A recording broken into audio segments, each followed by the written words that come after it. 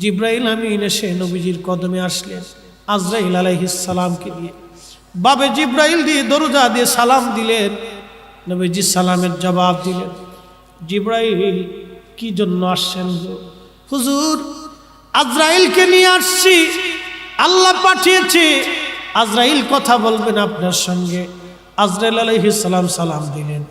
নবীজি বললেন, আজরাইল কি জন্য আসছেন?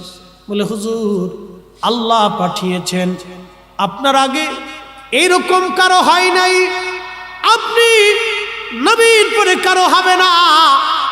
হুজুর, আল্লাহ পাঠিয়েছেন, আপনি অনুমতি দিলে আপনার জান কবজ করব, অনুমতি না দিলে আমি আজরাইল ফিরে চলে যাব।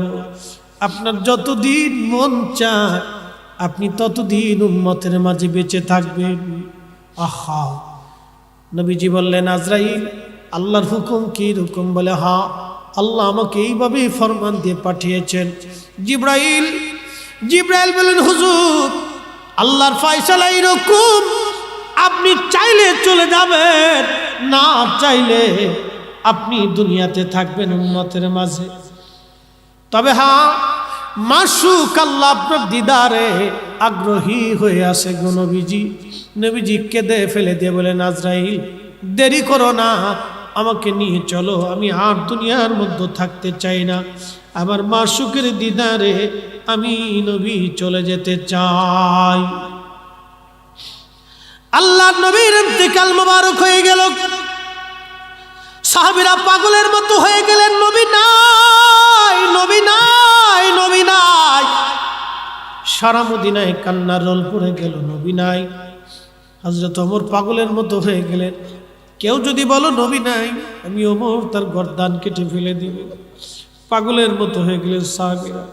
আবু বকর থেকে থামাইলেন। প্রত্যেকজন সাহাবী নির্বাক হয়ে গেলেন।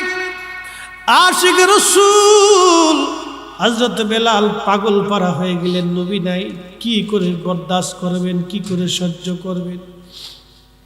কিছুদিন পরে হযরত বেলাল ছোট্ট একটা গাঠরি বেঁধে আবু বকরের সামনে দাঁড়ায় গেলেন। আবু বকর রে, বিদায় দেন, আর মদিনাতে থাকবো না। কেন গো? আমি চলে যাব সিরিয়ার দামেস্কে, মদিনায় আমি আর থাকতে পারবো না। কি জন্য রে বেলাল? কিসের অভাব? কেউ কি তোকে গালমন্দ করেছে? না কোনো অভাব তোর আছে বল? পয়সার যদি দরকার হয় বাইতুল মাল থেকে তোর জন্য বেতন ধার্য করে দিব। আবু বকর রে, আমার তোর টাকার অভাব মানে আবু বকর, আমার এমন জিনিসের অভাব তুমি কিনে দিতে পারবা? বলো কিসের অভাব? আবু বকর, আজান দিলে নবী আসতো, এখন আজান দিলে নবী নামাজ আসে না। বলো তুমি কি আমার নবী এনে দিতে পারবা? বেলাল রে, তুই কি নবীরে ভালোবাসিস? আমি আবু বকর কি ভালোবাসি না? আমার জীবনের সব আমি ভালোবাসতে ভাসতে দিয়েছি।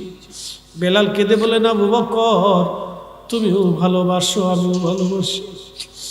তুমি নবীজির রওজা শরীফ দেখলে সহ্য করতে পারো? আমি বেলাল যখন রওজা শরীফের দিকে তাকাই আমার কলিজা ফেটে আসে, সহ্য করতে পারি।